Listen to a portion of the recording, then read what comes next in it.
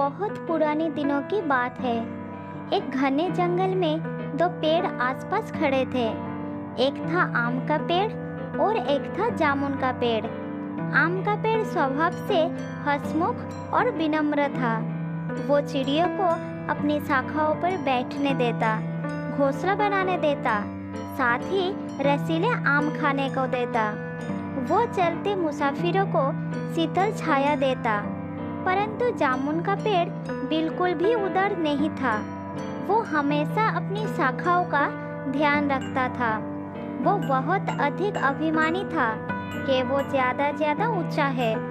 उसने कभी भी किसी पक्षी को अपने ऊपर बैठने नहीं दिया। जो कोई भी उस पर बैठने की कोशिश करता, उसे वो भगा देता। एक दिन एक तोता जामुन के पेड़ के पास आई। तब जामुन का पेड़ बोला, ए, दफा हो जाओ, वहाँ उस आम के पेड़ के पास जाओ। तुम सब मेरी डाली पर बैठकर मुझे खराब कर रहे हो। तभी आम का पेड़ बोला, वो घोंसला बनाना चाहता था। वो पक्षी बहुत ही सुंदर है और बहुत सुरीली गीत गाते हैं। पता है, वो सब बेसुरी गीत गाते हैं।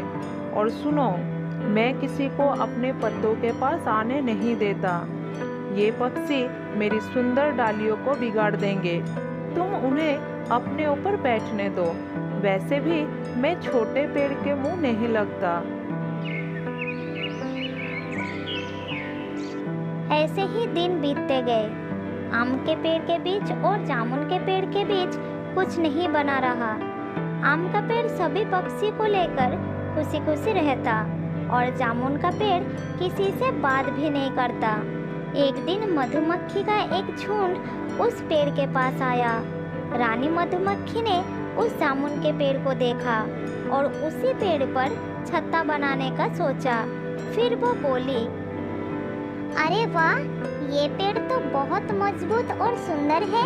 हमारे छत्ता बनाने के लिए सही रहेगा।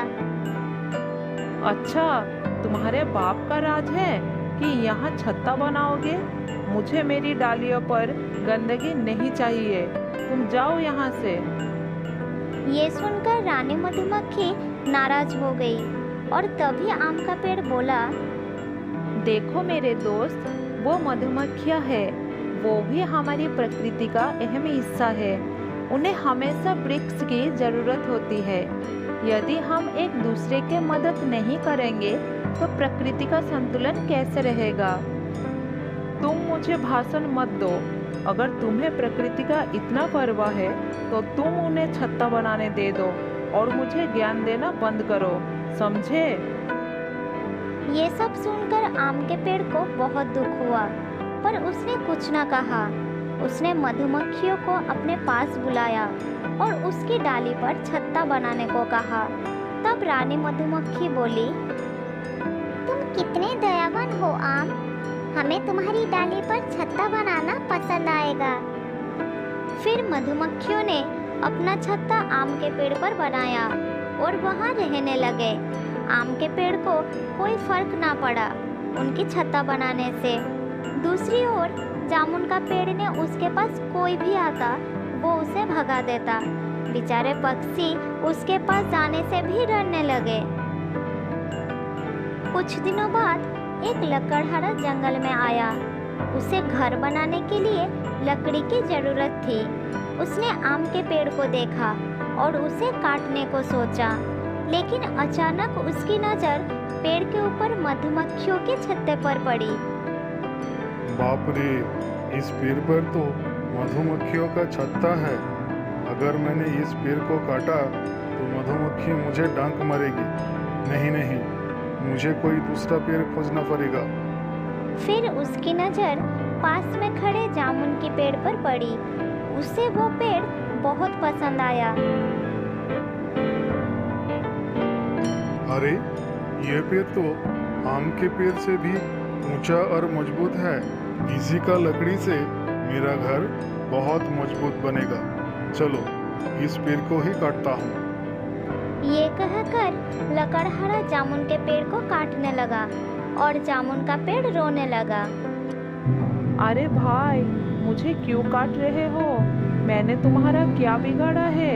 मुझे बख्श दो, मत काटो मुझे। ये कहकर जामुन का पेड़ रोने लगा। इधर आम का पेड़ सब देख रहा था। उसने मधुमक्खियों को पास बुलाया। सुनो मधुमक्खियों, जामुन का पेड़ खतरे में है, हमें उसकी मदद करनी चाहिए। पर हम उसकी मदद क्यों करें? तुम्हें अच्छी तरह पता है ना कि वो किस तरह का पेड़ है। उसने हमें छत्ता बनाने से मना किया था। भला हम उसकी मदद क्यों करें? इस समय ये सब मत सोचो, वो खतरे में है, हमें उनकी मदद करनी चाहिए। तुम्हें पता है ना वो तुम्हारे और हमारे साथ क्या व्यवहार किया था? यदि वो खुद पर हमारा छत्ता बनाने देता तो शायद वो बच जाता। उसे वही सजा मिल रही है जिसकी वो काबिल है। ऐसी बात नहीं है रानी मधुमक्खी, किसी ने तुम्हारे साथ बुरा व्यवहार किया है, इसकी मतलब तुम्हें भी उसके साथ बुरा व्यवहार नहीं करना चाहिए। ये जंगल हम सबका है, हम उसे इस हाल में नहीं छोड़ सकते, उससे हमारी मदद की जरूरत है। तुम सही कह रही हो दोस्त, हमें जामुन के पेड़ की मदद करनी ही होगी। और फिर रानी मधुमक्खी सारे मधुमक्खियों को बुलाया और सारे मिलकर लकड़हारे की तरफ उड़ चले। वो उसके कानों के पास और आंखों के पास गुनगुनाने लगे।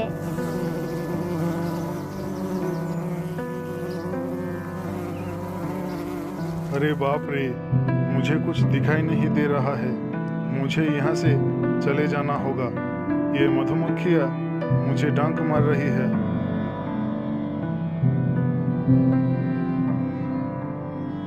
फिर लकड़हारा वहाँ से भाग गया।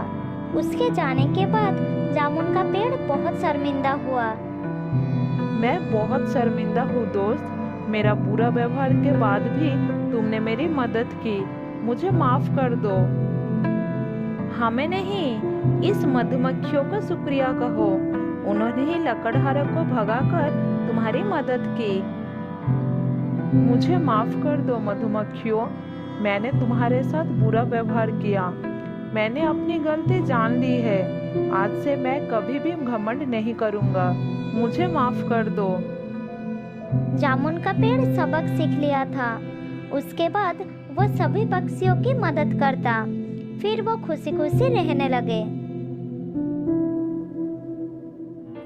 बहुत साल पहले की बात है। जयपुर के जंगल के पास एक गांव था। उस गांव में एक गधा रहता था। गधा बहुत आलसी और घमंडी था। वो अपने मालिक का कोई भी काम नहीं करता था। गधा खाने के समय पर आ जाता और खाना खाने के बाद घूमने चला जाता। उस गांव के पास एक पेड़ पर कालू नाम का एक कौवा रहता था। कौवा था बहुत ही मददगार और बुद्धिमान। एक दिन गधा घूमते घूमते उस पेड़ के पास आया। पेड़ के ऊपर उसने कौवे को देखा। फिर दोनों में बातचीत होने लगी। बात करते करते दोनों में दोस्ती भी हो गई। कौवा गधे को हमेशा समझाता रहता था कि अपने मालिक की बात सुनो और थोड़ा काम भी करो। सुनो दोस्त, तुम थोड़ा अपने मालिक की बात सुनो, नहीं तो वो तुम्हें एक दिन घर से निकाल देगा। तब तुम कहाँ जाओगे? मैं किसी मालिक की बात नहीं सुनूंगा। यदि वो मुझे घर से निकाल देगा तो मैं जंगल में चला जाऊंगा। इस तरह कौवे ने गधा को बहुत समझाता था, लेकिन गधा उसकी बात नहीं मानता था। कौवा हमेशा गधे की सुरक्षा का सोचता रहता था और उसे बचाने का कोशिश करता था।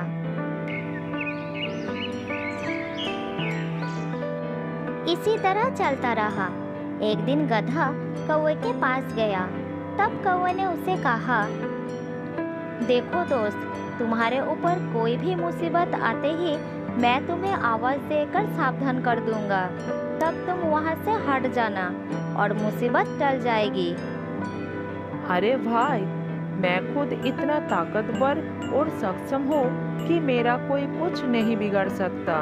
तुम छोटे जीव हो, तुम्हें खतरों से बचकर रहना चाहिए। तुम मेरी चिंता करने की वजह अपनी चिंता करो। दोस्त, अपने ऊपर इतना घमंड मत करो। घमंड करना अच्छी बात नहीं है। मेरा काम तुम्हें समझाना था, तुम्हें समझा दिया। फिर भी तुम सतर्क रहो। इसलिए कहते हैं, दुर्घटना से बचकर रहना मानो अक्लमंद का कहना। एक दिन गधा एक खेत के पास मिट्टी में लेट रहा था।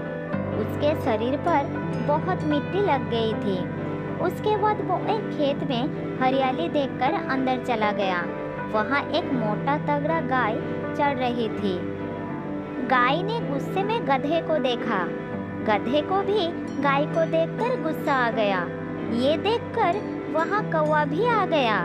गधे ने बड़ी बड़ी आंख करके गाय को देखा। क्या देख रही हो? चले जाओ यहाँ से, नहीं तो उठाकर पटक दूंगा। ये सुनकर गाय बहुत क्रोधित हो गई।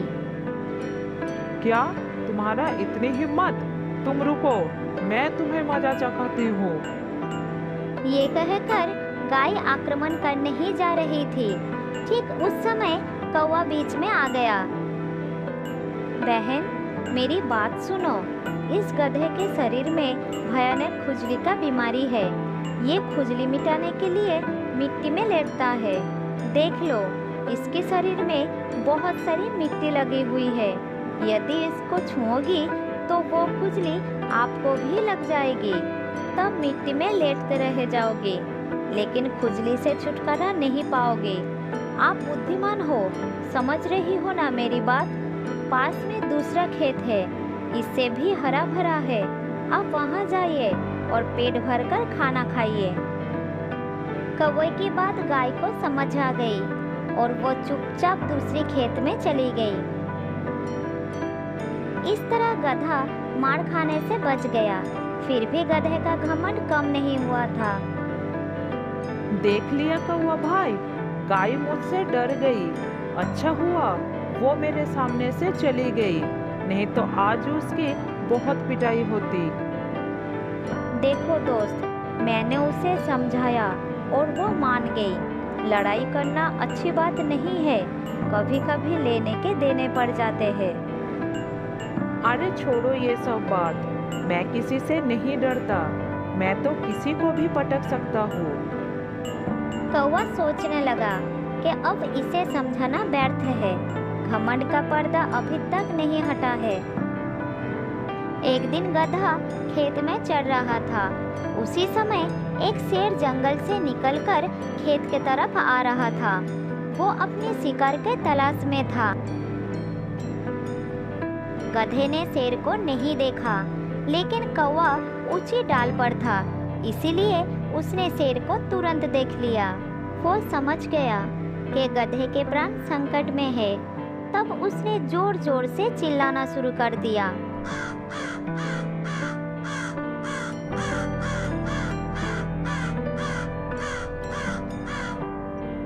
इधर शेर ने लगातार कौवे का चिल्लाने की आवाज सुनकर रुक गया। उसने सोचा कि ये लगातार चिल्लाने की आवाज उसके लिए खतरे की घंटी है। अभी सब गांव वाले आएंगे और मुझे लाठी से पीट कर मार देंगे। इससे अच्छा होगा कि मैं जंगल में चला जाऊं। ये सोचकर शेर ने अपनी जान बचाने के लिए जंगल के तरफ भाग गया।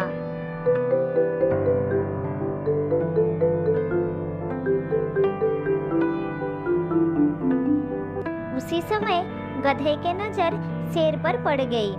घमंडी और मूर्ख गधे ने सोचा कि शेर उससे डरकर भाग रहा है। ऐसा लगता है कि शेर मेरे बारे में नहीं जानता था, वरना यहाँ आने की हिम्मत नहीं करता। अब जब उसने मुझे देखा तो डर के मारे भाग गया। मैं अभी उसे और डराता हूँ ताकि ये दोबारा यहाँ आने की हिम्मत ना कर सके। शेर भाग रहा था, तब गधा भी उसका पीछा करने लगा। घमंड के कारण मूर्ख गधा शेर के ठीक पीछे ही दौड़ रहा था।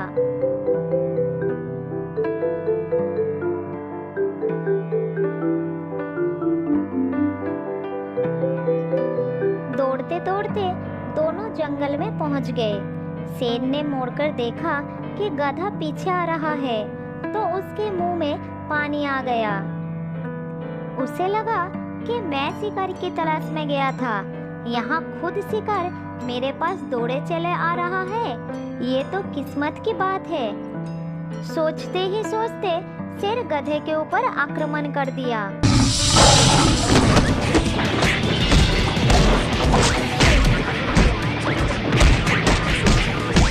गधे का घमंड चूर-चूर हो गया।